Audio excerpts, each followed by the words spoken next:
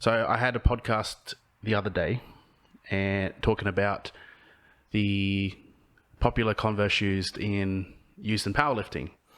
And I understand you had a listen, and with your experience, you could obviously probably see some of the flaws in some of the things I say, or maybe the way I communicate it. And I'm very interested to learn from you to see how, to get better information about what powerlifters should be doing, or how all sports should apply footwear and foot mechanics to lifting.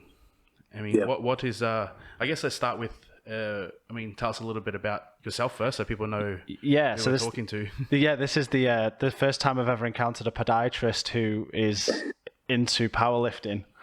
And am I right in saying you got a 300 kilo squat? Almost. Woo. Yeah, how'd that happen? Look, I don't know if there's... First of all, thanks for having me on. No. I'm not sure that there are that many powerlifting podiatrists. Yep. So I'm in a category. I may claim that I have the best squat in podiatry, but I think it's interesting that first of all, I am a podiatrist. I've been a podiatrist for 30 years. I previously worked in the area of strength and conditioning from a physical education point of view. I worked at both the university and TAFE level in the early fitness instructor type courses where we were training people to be gym instructors and aerobics instructors. And I left that life and had a complete change and went into podiatry. But naturally, I took with me my interest in sports and sports biomechanics, particularly because of my interest in weight training. My early participation in weight training was from more or less a bodybuilding style of training, even though I only dabbled in competition once. And I kind of left that when I went into podiatry in 1990. During that period, I became a father and was running a business and so forth, and I drifted away. But once my boys became active in sport, I went back to the gym and rediscovered that a few things had changed. Back in the day, it's probably a little bit off topic, but back in the day when we were teaching the fitness instructors in the 1980s, the three main lifts were considered, from a risk-benefit point of view, something that we steered clear of. There was a lot of machine-based exercise, and that type of thing was advocated over things like deadlifts and squats. It was considered popular thought at that time that if you were exercising with the general public, that people were more likely to hurt themselves than benefit from it. Coming back into the world of strength and conditioning in 2015 with my boys training for their sport, which was cricket. They were fast bowlers. I was really interested to see how the field has evolved. And I got swept up in that and realised that some of the things that we were concerned about in the past were unfounded. Yeah. And I'm really pleased to see how that has changed. But anyway, that could be a topic for another day. Now, from a podiatry point of view, I know that people talk about creating a stable base, and but what I hear is little bits of anatomy discussed and little bits of biomechanics discussed, and emphasis on some things that matter is sometimes overlooked, and emphasis on things that don't matter come to the fore. Yeah. And I think I have an opportunity as a podiatrist and someone who has a detailed understanding of the anatomy and biomechanics of how the foot likes to function and how it can function optimally, to at least provide an opinion. I'm not an expert powerlifter. I'm a novice powerlifter. I'm putting some reasonable numbers on the board for a 60-year-old, but I still consider myself as a lifter somewhat of a novice. But I'm not a novice when it comes to having an understanding of how the foot functions optimally when it's trying to create a stable base.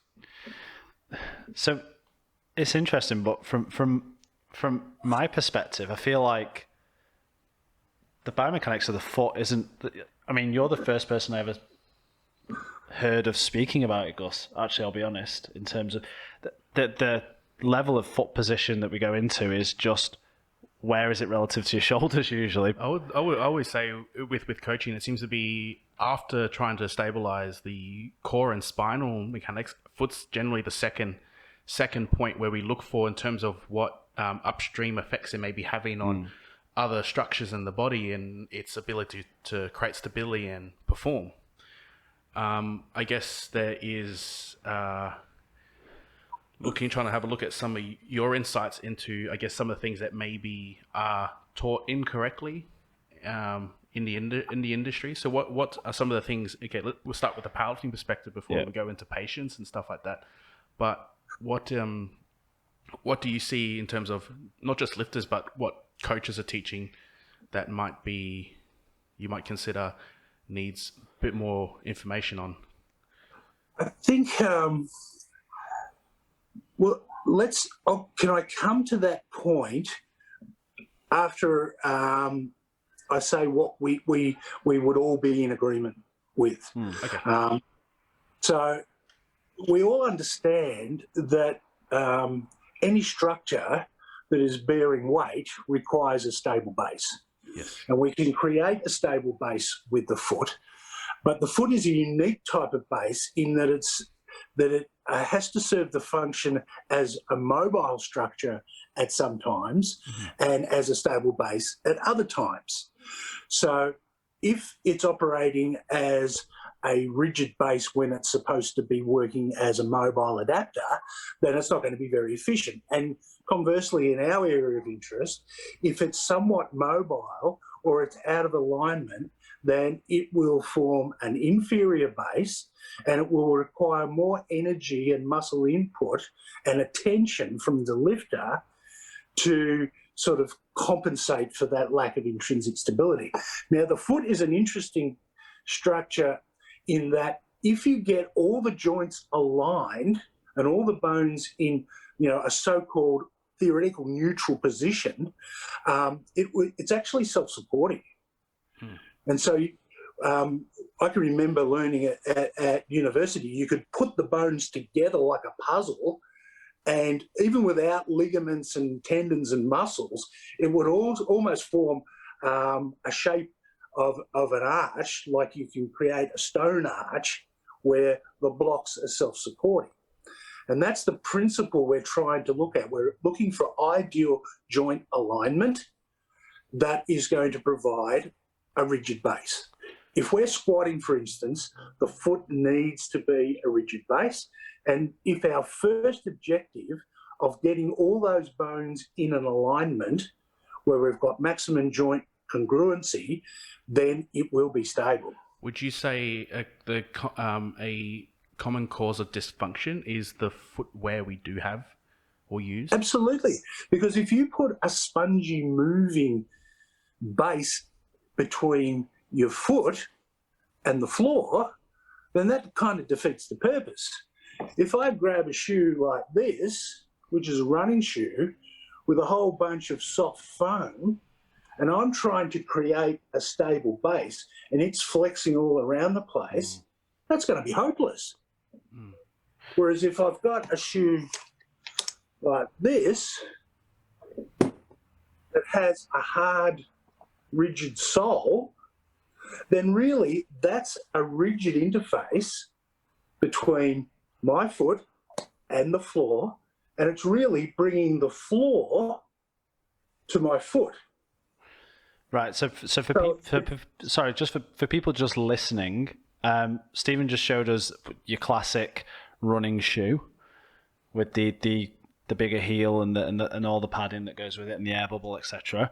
And then has now shown us is a lifting shoe, basically, with the flat sole. So that's a weightlifting shoe, isn't it? Yeah. It's the Adidas version. This midsole material has probably the density of the rubber matting that we stand on when we do most of our squats. And standing on this is the equivalent of putting another, say, 10 to 15 millimeters of hard mat on the floor, which is just the floor. So if I took the insole out, as I have in this, I then have the hard cardboard interface between my foot and the high-density EVA sole, which is the equivalent of the floor. So I am literally standing on the floor. So is could we make the point then that it would be just better just to be barefoot, right? Would that be preferable over the shoe, or? If you've got a foot structure that is capable of making a good stable base, and I think most people by and large can create a reasonable to good stable base with the feet they've got, then the answer would, I'm happy to say yes. Okay. But I say it with some reserve because I'm in the crook foot business and I see so many feet that couldn't do that. Right, okay, that's interesting.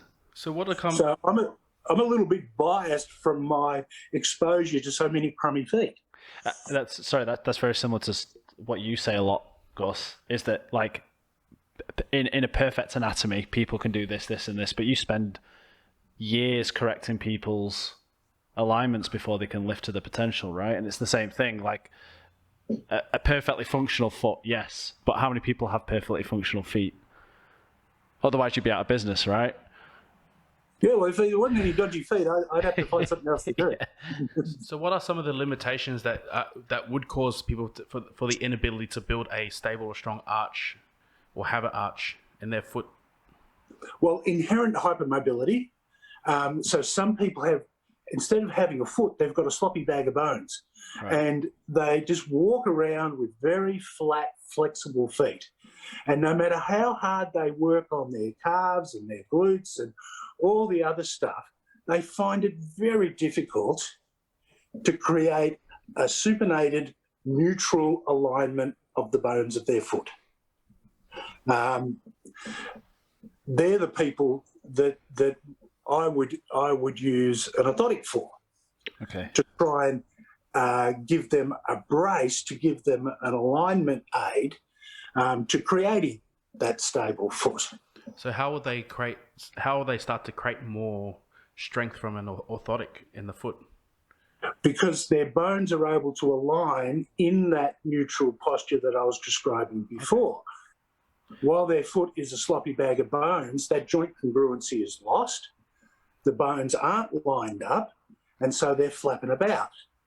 Whereas if we can get their joints to line up and then it's stable, then they'll be fine. Now, the person who has a rigid flat foot, and there are some of those, that's fine.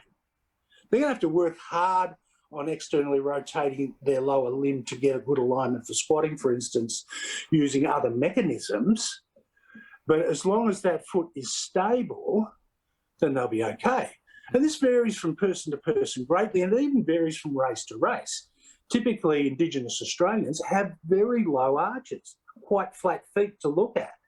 Some of them are stable, some of them are not. So what are some of your indicators of a stable foot that looks, incredibly flat or is? Yeah. Well, see, I can do that in an examination. I can watch them stand. I can watch them walk. I can get them to do, say, heel raises with 2 feet or single leg heel raise. And those people with a real sloppy foot, they do a single leg heel raise and they're all over the shop. Mm-hmm. Whereas the person who can create good alignment, you see the arch come up, they crank the foot into the right position. This is all done muscularly, of course. The joints line up into their nice, stable posture, and up goes the heel, and they can hold that position. The person who's inherently hyperflexible or has difficulty with that alignment, not for muscular reasons, but for structural reasons, they'll be very sloppy. I can examine them non-weight bearing, and I can take their foot and put them in the right alignment manually and then push against that, and you'll see that it's stable. The moment we unlock it and push against it, it's moving around again. What about the individuals that have a high arch, natural high arch? Can that be deceptive? It can be very deceptive because if it's hypermobile, it will still move too much. Mm-hmm. And it changes. Sorry, it changes the way the foot affects the leg too. So the very low foot, when it's behaving badly, tends to cause the knees to, what our friend Andrew Locke would say, valgus inwards. The person with the high arch foot, when it's moving, tends to cause the lower limb to rotate more. Both of those scenarios create a knee that gets in an unhappy position. So high arch internally rotates the foot, or more external rotation of the foot? The axis of the bit that pronates and supinates, and I don't want to get too technical, but the pronation and supination occurs at the joint between the talus, the first bone of the foot, and the calcaneus, the heel bone. So that's we call that the subtalar joint. Now, in a low arch foot, the axis of movement is quite low. So most of the movement in pronation and supination will be eversion and inversion. Now, if the axis is tilted up, say in the high arch foot, most of the movement, instead of being eversion and inversion, will in fact be internal rotation and external rotation because the axis is up. So a joint will always move about its axis. So if the axis is low, it goes that way. If the axis is high, it's going to go around that way. That's a fascinating thing. We see that in people running, but we also see it in people that are lifting as well.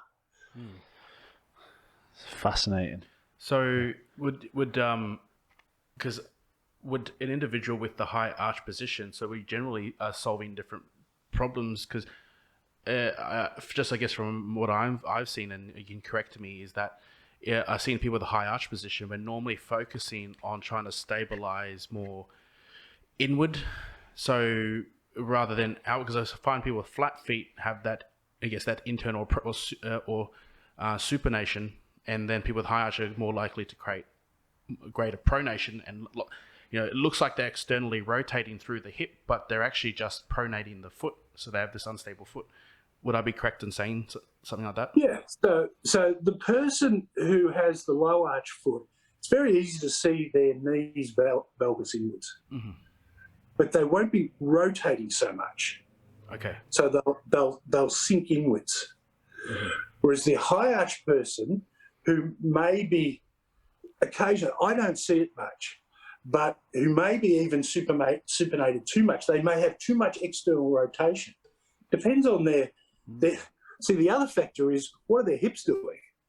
So, some people have a set point with their hips, whether they can turn out more or in, and that has to be taken into consideration as well. We're always talking about multiple joints, but just in looking at the foot, the high arch person is more likely to rotate, and you'll see their knees swinging in and out quite a lot. Whereas the flat foot person, you don't see that swing. It's more valgus in or varus out. Okay, so what are some of the strengthening or stabilizing interventions you take for someone with a high arch but mobile foot, or overly mobile foot? Yeah, well, it's going to apply to both. Weakness is weakness, and the muscles that control both the high arch foot and the low arch foot, the key muscles are external to the foot.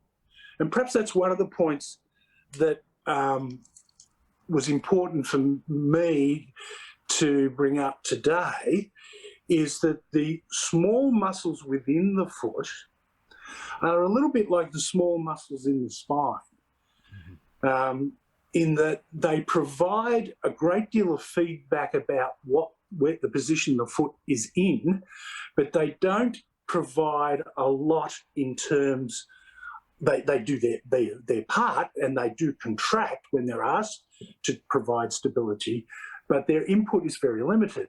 The main muscles that control the stability of the foot are those that are going to contribute to the alignment of the foot.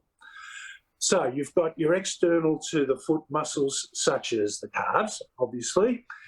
We've got a deep muscle in behind the calves called the tibialis posterior, and that tibialis posterior comes down and its tendon attaches medially to, or on the inside of the foot, to the navicular bone, which is the apex of the arch.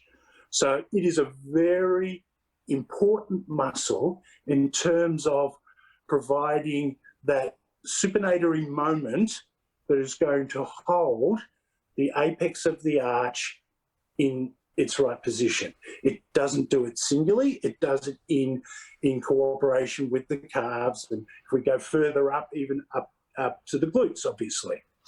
Now, that controls the rear foot alignment. Now, it doesn't matter whether this person is a high arch person or a low arch person. Those muscles control the rear foot, and that's part A. But the next important part is making sure that the forefoot part of the foot is planted on the ground as well. We've just talked about the rear foot muscles that bring the foot into alignment for stability, but the other muscles that control the forefoot are the muscles on the other side of the leg, such as the peroneals. They come down and they provide movement in the other direction. So they provide a pronatory moment to get the forefoot square on the ground. If you just have the rear foot muscles of the calves and tib post pulling it into supination, then the whole foot tips that way and is not stable. We've got to bring the front of the foot down against that supinatory moment. So you have opposite movements, the rear foot wanting to supinate and the forefoot needs to pronate hard against the ground. Now that comes from the peroneal muscles, which are on the outside of the leg. Mm-hmm. So if you've got your feet on the ground now, plonk your foot on the ground, create that supinatory moment with your rear foot, and then press your big toe joint, not the big toe joint down on the ground. That's your peroneals doing that. And it provides an opposite force which creates the locking or stabilizing of the foot. That first metatarsophalangeal joint needs to be on the ground and it needs to be pressing. The moment that comes off the ground, the whole foot becomes less stable. Mm-hmm. And that is a key element. And you asked me before, what are some of the faults that coaches give in creating foot stability? And the biggest one I see is overemphasizing pressing with the big toe. Because the moment you press down with the big toe excessively, the first MTP joint comes up. Right. Okay. And so you've got a somewhat supinated foot, but it's not a stable supinated foot. Mm-hmm. The only way you can create a stable supinated foot is to push that first MTP joint down. Now, I hope that's not too convoluted, but there's your key. Now, it doesn't mean you don't press with the big toe. It doesn't mean the big toe sticks up in the air, far from it. The big toe sits quietly. Now, Instagram's great for looking at people doing different exercises. Sebastian Orr posted pictures of Hattie doing squats and deadlifts the other day, and her feet were beautiful in terms of their alignment, their stability, and their relationship with the knee. And her foot looked, for want of a better word, reasonably quiet. Yeah. It was so aligned, it just sat there. And she wiggled her toes, then she planted the MTPJ, and away she went. Mm-hmm. Whereas you see some others who are pressing with their big toe. The chap from Squat University did something the other day, and he was pressing with his big toe, and he's big on that. And it's wiggling. Mm-hmm. This is really interesting. I find that I see when I get people to when I come in and have a look at their foot, I find some people will find that extremely difficult to do. They seem to have zero perception on driving that joint down, no matter how. It's a skill. Yeah.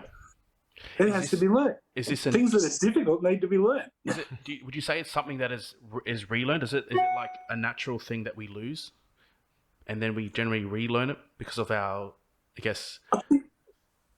I think in a good foot, it would just do it more or less automatically. But remember, squatting large amounts of weight is not a natural thing to do. Mm-hmm. So. Yeah, ancient man who was a hunter and gatherer probably picked up the odd rock, but I doubt, whether he picked up a 200 kilo rock, threw it across his shoulders and started to do a few reps. So the foot has not been challenged through the natural progression through the generations to perform this. So we've learned how can we use what we've got, use our anatomy, use the way the biomechanics of the foot works to help us do what we're trying to do here. Create a stable foot structure under excessive load. So if, let's say you had individual that their first intervention you've used, it was to give them an orthotic to create this alignment. What are some of the regressions further? Would you look at ways to remove it through forms of exercise, or just they start to build more strength over time in That's a question I'm asked every day, particularly by parents with kids. Right. Is this a permanent thing?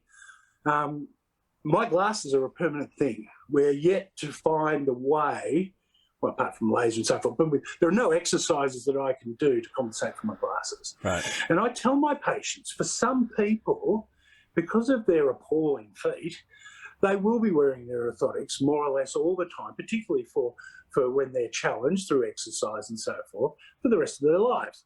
Other people, particularly the kids, they leave my office with a bunch of exercises for them to do, and I use Andrew Locke's expression. I say, you will be doing these until I tell you to stop, and that day will not come, because they need to exercise their body to try and stimulate the body to self-manage. So people with somewhat dodgy feet might use an orthotic to help train them into better posture up to the point where they no longer need it. And things like working the glutes, working the calves, and just practicing without their orthotic to try and stimulate the muscles and being self-aware of those muscles to bring about a better result. But if I can just be a little bit cheeky and say, you can create core stability by doing exercises, but we continue to use a weight belt when we're squatting because we can brace against the belt and create a greater level of stability by doing that. So we don't discard the belt even after we've learned to create a really stable core without it. Now, what I use an orthotic when I squat. Could I squat without it? Yes. But when I squat with it, I've got a stable base to brace my foot against, so I don't have to think about that shit. Yeah. I can plant my feet and then concentrate on what I'm doing. I don't want to be thinking about my tendency to have a bit of a flat foot while I'm squatting. So do you think the barefoot world have maybe take some things too far? I think that's inevitable. And I've seen the barefoot revolution in the 1970s. When you're old enough, you see things come and go. This has been around before. So especially with running. And some people, take something, a thought, a concept, and make a philosophy and a lifestyle out of it. And we see that a lot, don't we? Yeah, with everything. Yeah. So back to where we were talking about with the trying to create strength for the foot being, like you're trying to explain, there's like multiple, there's more variables than just the muscles that keep the foot strong, but we've got to look at the hip, we've got to look at the core, we've got to look at all those things that are contributing factors to creating a stable plus mobile foot. Yes, we do. Okay. I think a lot of unilateral exercises are helpful as an adjunct or a supplementary exercise to our main exercises, particularly around the foot. I said that the intrinsic muscles of the foot are overrated, but they do have a role. The intrinsic muscles of the foot in EMG studies, when we have a double foot stance, so typically like we're doing a squat, EMG studies show the intrinsic muscles of the foot are very quiet. But once we get on single legs things like a lunge or just standing on one foot, I give my patients, especially the kids, this exercise. They're to stand on one foot and they're to map out the alphabet with their non-weight bearing foot. So they do an A and a B and so on. And meanwhile, the other foot is standing there. And it's twitching around all over the place, trying to maintain. Now, there's your intrinsics. But things like lunges, walking lunges, and other single leg support exercises will stimulate those greater muscles, that what I talked about before, the calves, the tib post, the perineals, a lot. And I think they're great supplementary exercises. So instead of looking for 5 variations of the squat, you do your squat and you'll do your front squats and perhaps a safety bar squat or something, but also do some single leg stuff. Mm-hmm. If you're that person who has an intrinsic habit of being unstable with your foot structure. It's actually something I applied to people before they squat too. So just not heavy work, but unilateral stability work to start to, again, switch on all the things, not just with the foot, but throughout the entire body that we can't generally just do with just a warming up with squat, but doing some unilateral leg movements to start to create that feedback. Well, it's that activation. Yes. It's an activation exercise, which we've learned is extremely important as preparation for doing bigger lifts. So are you thinking things like a Bulgarian split squat or something like that, or non-weighted or weighted, or? I think I've chosen things depending on people's skill, because I also see if you just give someone lunges, they still might have that lazy foot. But I found if you pull back enough where there's a greater emphasis on the stability side of things, like not using, because sometimes I find with lunging, it's still half bilateral. But if you're doing, say, a single leg RDL with the back leg coming off, then there's more focus on that single foot.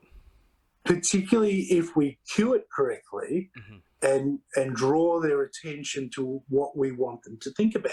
So rather than the performance aspect of it, lift the weight, we're looking for style points. So we're asking them to say, well, okay, this is not a quantitative assessment. We're going to put a qualitative assessment on how you do this exercise. Mm-hmm. Yeah, very interesting. Another question I had, and I don't know how much we've talked about it or how much. Well, it's obviously a very big topic, but more information about the sensory feedback. So it's not something I know, again, huge amount knowledge in, but what are some of the, I guess, some of the factors that contribute to or limit our ability to have this sensory feedback? So I guess first question is what is it? Yeah, well, I suppose the same questions applies with all aspects of posture when we're thinking about lifting. I suppose the back's a very good example. Where we become aware of using our core to brace and create good spine posture. And some of that feedback is occurring at a less than conscious level. I refer to those small muscles of the spine that have lots of muscle spindles in them that are providing the brain with information. Well, that's happening in the foot as well. Are there muscle spindles, and are they high in muscle spindles as well? Yeah, look, that's a question I've asked a few people that I think should know, and I'm yet to discover that. I think we probably would find, just like the small muscles of the spine, that those tiny little muscles in the foot that don't appear to do anything, like the little interosseous muscles between the metatarsals, what the heck do they do? But I suspect they're very important muscles in terms of feedback. Okay, that's interesting. I guess it is similar to the spine. It is hard to activate the intraspinali and the multifidus muscles without particular exercises that Andrew talks about, with such as like the offset or deviating the center of mass, so that we're able to create that sensory feedback of some sort. So would it would probably be similar to the foot with unilateral exercises on some part? Logically, that would be the case. Okay. Yeah, that's very. It's good how every part of the body nearly works different but the same. And you gotta have your shit together with everything. Mm. Like, yeah. But it's simple, isn't it? Once you understand the principles, you can say, well, okay, we know how this works at the spine. Mm-hmm. When we're trying to create stability. Surely the body's consistent across joints in how we manage this. Mm. So you also said you just finished doing some research of some sort. I think it was in your email. Yeah, well, what I did is it wasn't a major research project that I did. I set up what I would call like a pilot study. Okay. So I had probably 15 or 16 participants. They were people at ProRock because they were available to me because that's where I am. Yep. And they ranged from people that were novice powerlifters through to people who had competed at national and international level. So I had a cross-section, a small group, 15 or 16 people who volunteered. Now, what I did is I mapped their foot using a 3D scanner and actually made a prescription orthotic as if they were a patient, as if they'd come to me and said, I want to create more stability in my shoe.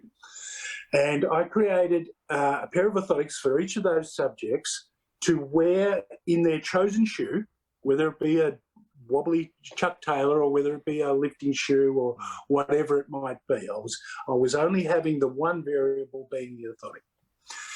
And I asked them to use it over a period of time, squat with the orthotics and without the orthotics.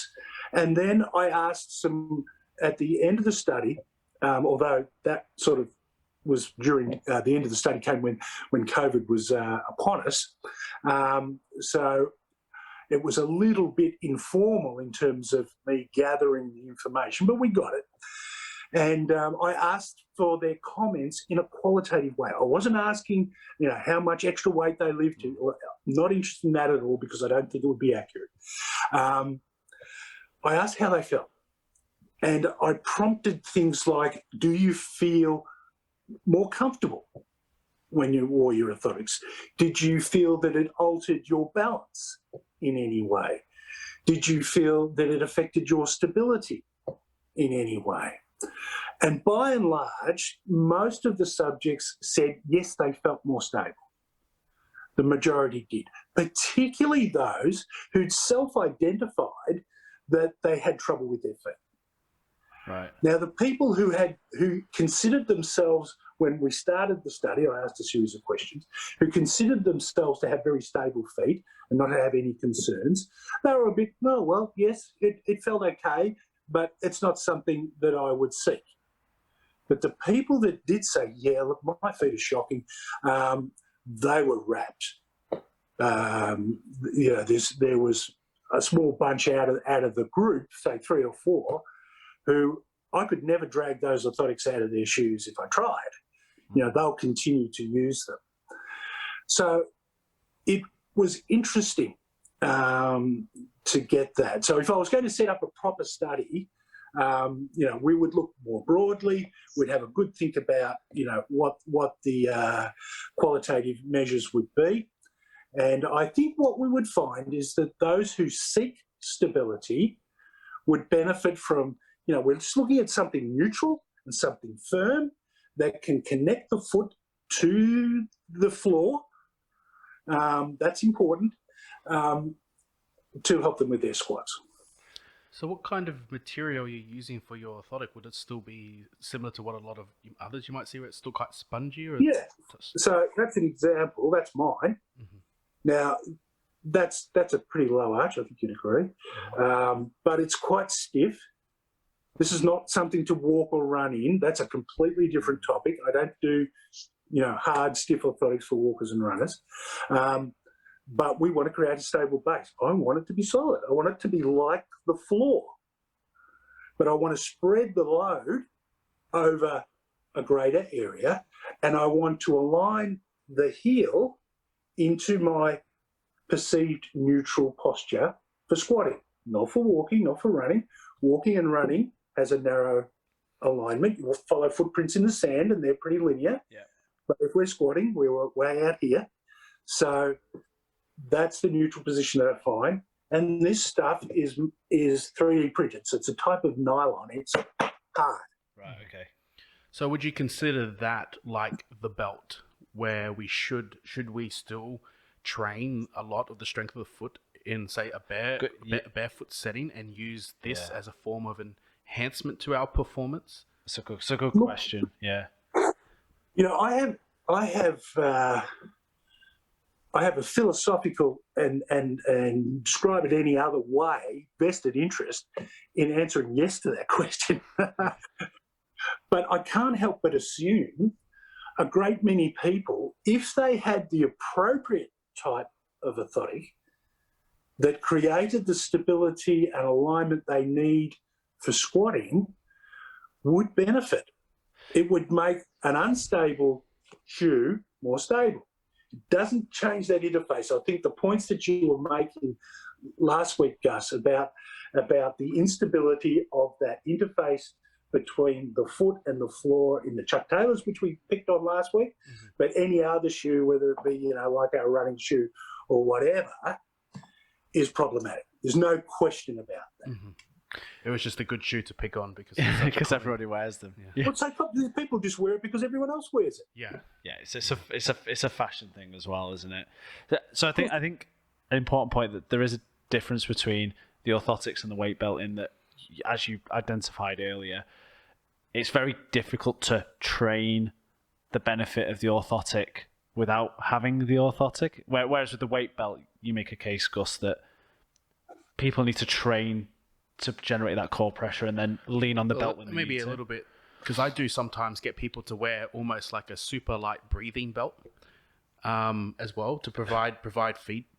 So the belt is not creating extra performance, but it creates enough pressure around the core for them to then feel what a brace should feel like without the additional support. You got me using I use a resistance band. When I train the squat, I train with a resistance band around my trunk, and I just need to know. Sense, I need to know when I am braced because I can't seem to provide that feedback myself at the moment. But well, the orthotic can work for those who don't want to wear an orthotic. It can still work for them as a training aid, as a feedback mechanism, to tell them this is where you should be. Because sometimes, it's like when you do a lift and you think, that was pretty good, and you look back on the video and you think, oh, God, I didn't know I was there. Yeah. So some people's self-awareness is unreliable. Yep. And you don't want to rely on your buddies because, they'll either be too critical or too praiseworthy, depending on who you are. Yeah. This is why you need your health experts in your corner, don't you? Well, I think we need to. Right. I think it's education. Everything I've talked about today, you can take away and with an intelligent eye look at things and work it out for yourselves. Mm-hmm. You don't need someone like me all the time, but it's the responsibility of someone like me to perhaps get these ideas out, be an educator. Andrew Locke calls himself an educator, and he is. He provides all that information, largely for free, about the stuff that he knows. Now, he sees patients who have problems on a daily basis, and he works one-on-one. That's appropriate. So do I. But we also have an opportunity amongst our friends and peers to disseminate this information as education. Mm-hmm. Yeah, I think to be a good coach, good physician, or whatever it is, it is to have it's almost kind of work your patient or work your client out of your job. Yeah, when I was talking at the beginning about the changes that I've observed coming back into the fitness industry after a break, one of the things that astonishes me is the willing dependence of people to have for a trainer. It baffles me. When we have information available to us via the internet, that people are so dependent on a trainer. Yeah, I think. I mean, we're going down a rabbit hole that could go on forever here. But I think you're right. I think it's important that everybody. You can't just put all the knowledge base in somebody else's court and just lean on that. You have to gain your own knowledge base to complement it. It's very big to create a good athlete too, in terms of they can't have dependency on the coach. I try to create as much independence as possible, and at every aspect. And it's very hard for some people, easier for some, but of course it varies. Yeah. I mean, me personally, I like. Obviously, I work with you. I work with Haley, who's a nutritionist. I could for me, it's just an accountability thing. If somebody else is holding me accountable, I'm far more likely to pay attention to the details. That's what it is for me. Do you find that that's a similar thing for you? Are there people who wouldn't take it as seriously as they should if they weren't paying for your services? Oh, well, that's a tricky question too. Yeah, I guess you can't ask people, can you? But no, but I'm sure it's true. That's one of those ethical questions and one of those curious questions. But I do have patients who will come back for review, and everything's fine. They've got their exercises for homework to go on for the rest of their lives. They've got their orthotics as a tool that they can use as they see fit. But they're desperate to ask, "Oh, when do I come back?" And I'll say, "Well, you only come back if you've got a problem." "Or should I come back in 6 months?" No, don't come back in 6 months. But they want to. I guess the question I'd like to ask is, how has powerlifting changed your career, or maybe the way you think about what you do? That's an interesting question. It certainly has encouraged me to utilize the self-management elements of a treatment program, for example, the exercises and so forth, more than my habit was in the past. Okay. I think podiatrists are, just depending on your point of view, are either lucky or unlucky in that we have a modality that works, if it's done well, works very quickly in changing the foot behaviour of someone who has a problem. It's very good at relieving pain for most of those problems very quickly. And so we just go to it. It's also financially, it works out quite well. If you've got a high caseload of orthotic patients, you tend to be more wealthy than the person who doesn't. Yeah. So we have a vested interest in emphasising that. I think that's a problem for podiatry. And I don't want to be critical of my peers in that way, but I think they need to have a bit of a look at let's use other things as well. And I think to get back to your question, I think it's encouraged me to practice like I don't have to make a living. So just, let's say, use all the modalities that I have in a broad sense, both exercise and orthotic-wise, and other shoe interventions. We can put, odds and sods inside a shoe that are short of an orthotic to get the best result for that person, both short-term to relieve pain if there's pain, and long-term to improve function, just to make them better functioning humans.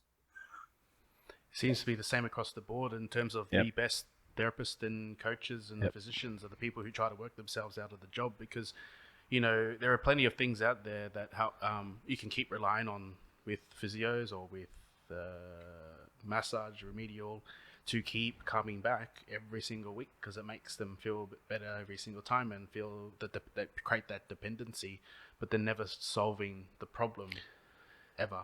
Yeah. No. So what I also think, what I've noticed, because we've spoken to a number of experts, what I've noticed that everybody has in common is their willingness to work with other practitioners in other areas, because they're looking at solving the problem, not siloing their... I've worked with a lot of more in the manual therapy side of things before, and there's no notion of outside of what they're focusing on, what they're doing. And I think something I have noticed is you're all experts, but you're all willing to, for instance, you're willing to look at interventions that will affect the hip, that also affect the... Do you know what I mean? It's a holistic way of looking at it. Yeah. I always look at it as the way I teach lifting. So I used to run squat, bench, deadlift courses, but I find they were really bad or not great way to teach, because there were no fundamental understanding of global movement and how systems impact all parts of the body. So I've changed the way I teach squat, bench, and deadlift is at nearly the end of 10, 12 weeks of teaching how every part of the body integrates with everything else in a sense. And I think this is where all our issues are generally not specific cited, they're global in some part. And so, dysfunctions from the foot can also be from upstream dysfunctions as well. So, I always try and teach people to, address things I guess I try to create some sort of order to teaching it, where we look at core, then we look from proximal to distal, and then from foot to top. It generally is like the direction I try to take. Yep, works both ways. So just for something, there's lots we've unpacked here that's useful information, but would you recommend, Stephen, that if you've got a serious lifter, would you recommend that because for someone like me, I'm not even sure if I've got a stable foot or not. I know Gus would probably take one look and be able to tell, but do you think it would be beneficial for somebody like that to go for a podiatric consultation and just be like, basically find out where they sit? It could be, but I have. Look, I'm on a bit of an awkward position here, because I'm not sure my colleagues have any understanding of lifting. Right. Okay.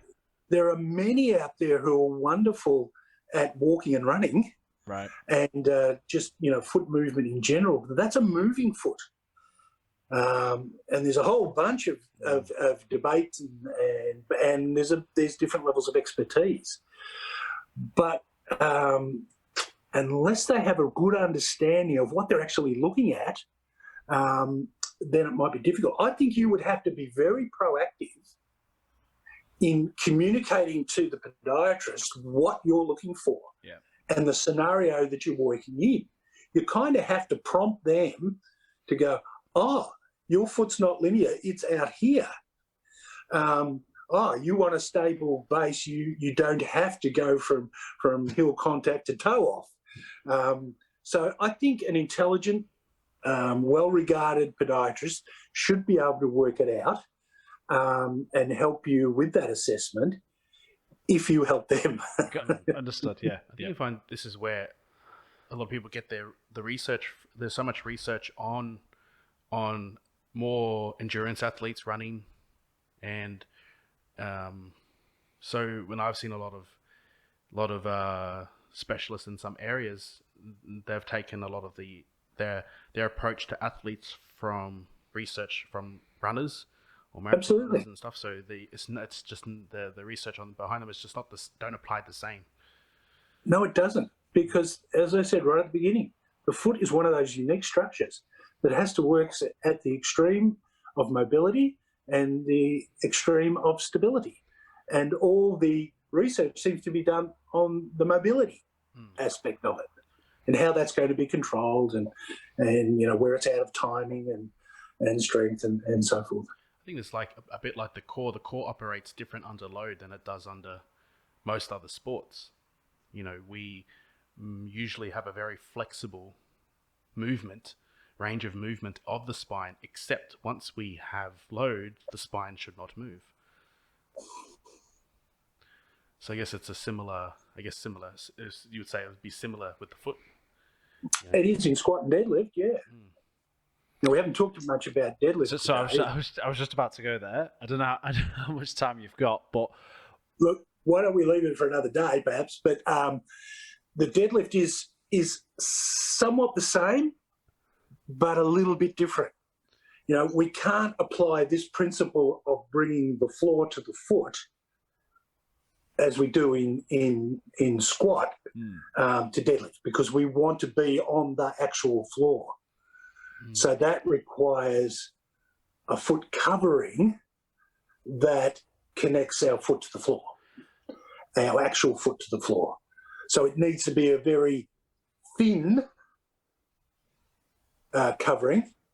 It needs to be grippy, but it needs to allow our foot to function much in the same way as we've been talking about with the squat. okay.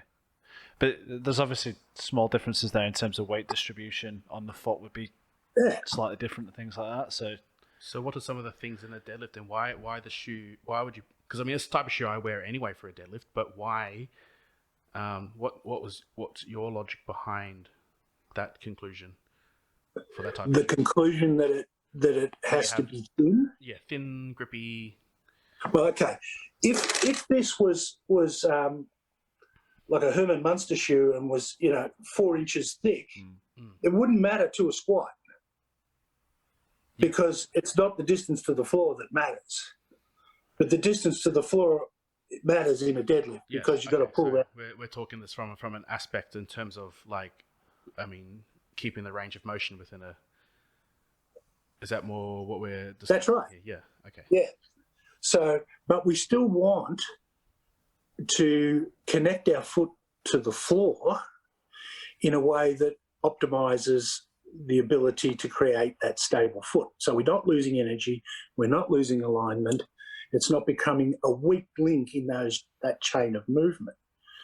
So I would recommend a shoe that has grip, so we don't slide. Obviously, that's logical, because I'm thinking perhaps in sumo more than conventional, and I would go for something that feels like the floor. You can correct me if I'm wrong, but I find with the deadlift, because we have actually usually, and on conventional probably in particular, a smaller base of support, and that I see a tendency in a weak foot, the deviation of the center of mass changes far more dramatically and have a bigger impact. And when we strengthen the foot, we have better ability to control that center, or I guess just one variable of many, obviously, to control where that center of mass is moving. Look, I have to defer to you because of your experience in that, and that makes perfect sense, and I can't find an argument with it. I agree with you. So all the things that we've talked about in terms of trying to support the stable foot with exercises for those muscles that create the stability all the way from the hip through to the muscles that affect the foot are all relevant. How is your preparation going for states? I'm not sure. I feel fine. I've done PBs in each of the lifts, lifetime PBs at age 60 in the last couple of weeks. Awesome, That's great. So that has to be a good report. I've got it. Yeah, as everyone knows, you've got to do it on the day. Yeah, it doesn't count unless you're on the platform. God. I think Andrew was saying you're going for some masters records there. Well, according to open powerlifting, if I do the 285 kilos in the squat that I did last Sunday, that will eclipse the world best, all federations world best in that 125 kilo class, which is currently 283.5. So if I do 285, I assume I'll be the man. That's great. That's awesome. Now, there's another chap who's lifting on the day. He's also a Steve Brown. He's in the under 110 kilo class, and he'll probably do the same. So you'll probably have two old geezers break the 60-year-old squat record in the 110 and the 125 kilo class if we both do our lifts as we want to. Amazing. Yeah, I'm sure you'll do. I'm sure you'll do well. When is it? Next week? Yeah, next Sunday. It's due. COVID dependent. Oh yeah, of course. I saw some. Good thing it wasn't this weekend. We'd be snooking. Yeah. We're in lockdown. Melbourne going to close. Lockdown. Yeah, they're in a soft lockdown right now. Melbourne closed until next Wednesday. Well, lucky it's that time when you rest anyway. Well, you're supposed to, so it stops me going to the gym and mucking it up. Yeah, because overtraining is usually the problem, isn't it? All right, so just with a point to finish on, I'm a power lifter. I've got Chuck Taylors. Okay. Do I throw them in the bin and go and buy a lifting shoe? What should I have? I mean, I know you're talking about different shoes for different lifts and things, but as a general, is the Converse not the way?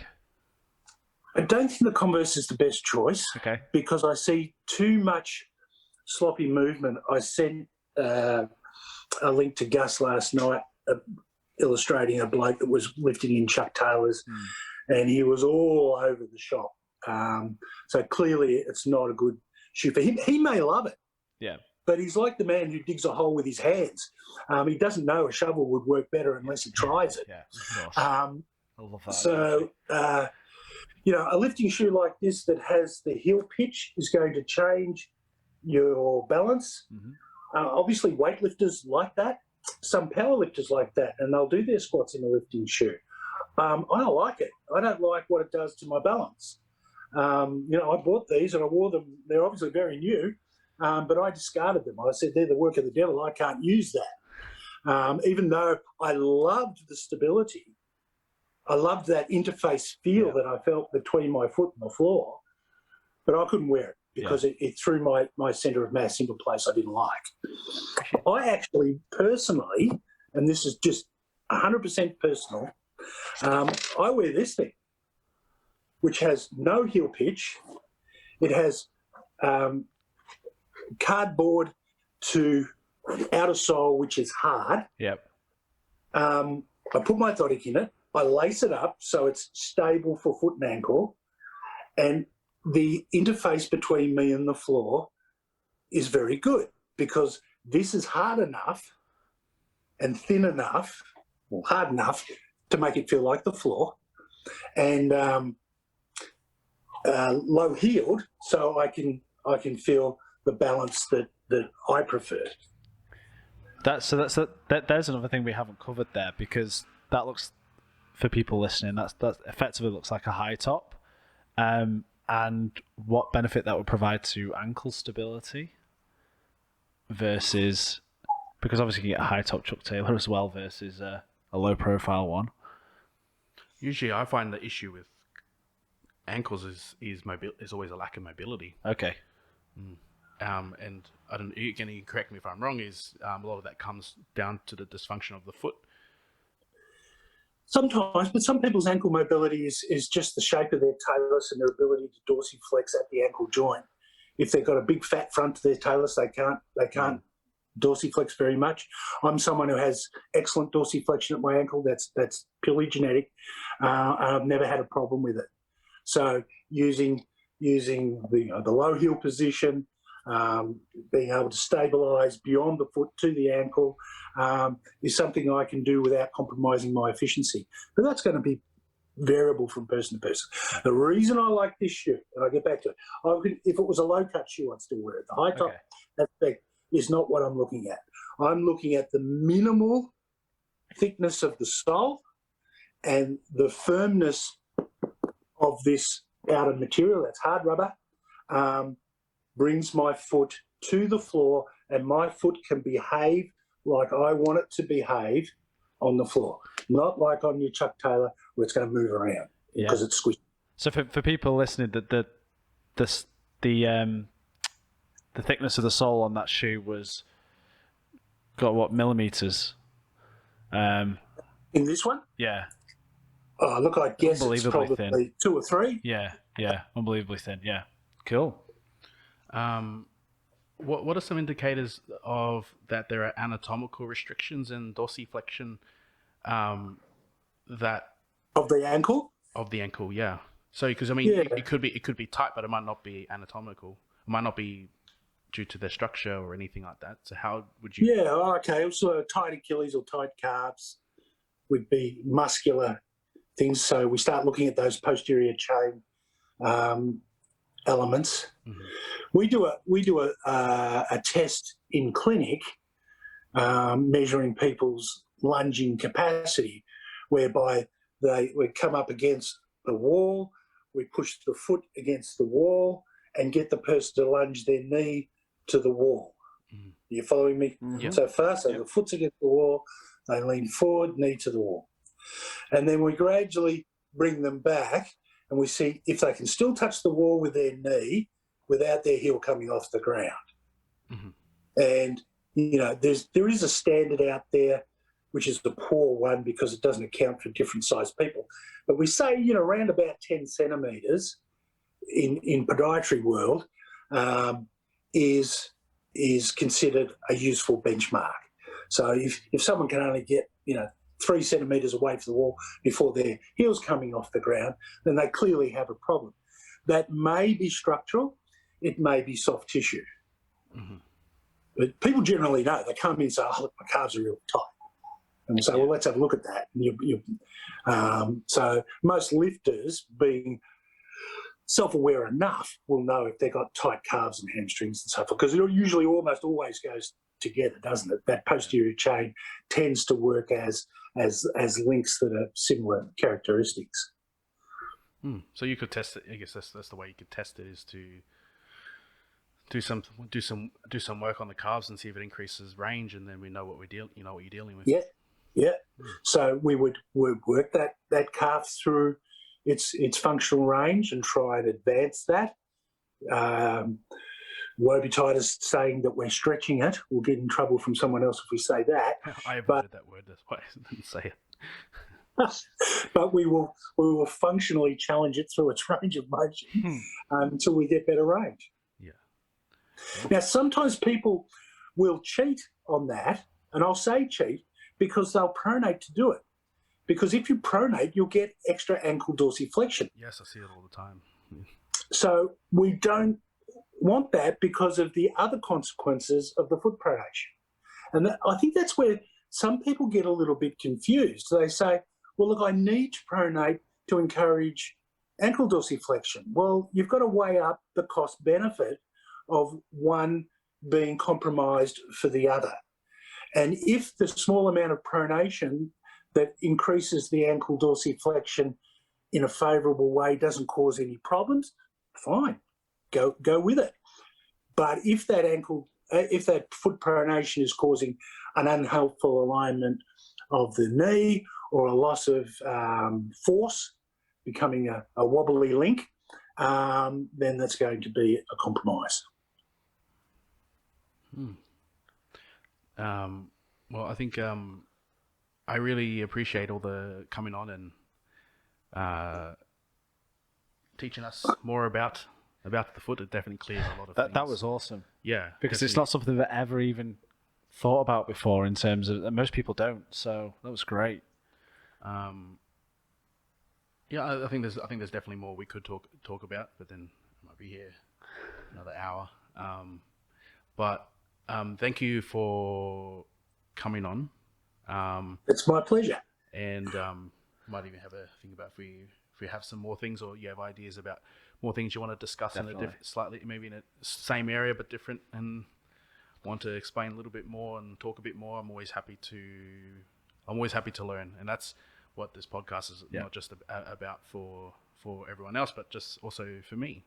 if I'm learning, then everyone else is hopefully learning. yeah. So, Well, I really appreciate the invitation.